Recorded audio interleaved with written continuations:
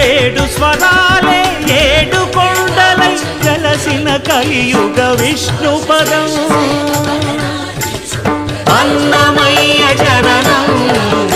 ఇది అన్నమయ్య జననం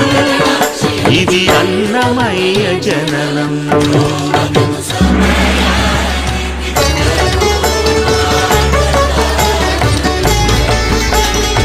హరిషడ్వర్గము తెగనరికే హరి ఖడ్గం ఇది నందకము బ్రహ్మలోకమున బ్రహ్మా భారతి నాదాశీసులు పొందినది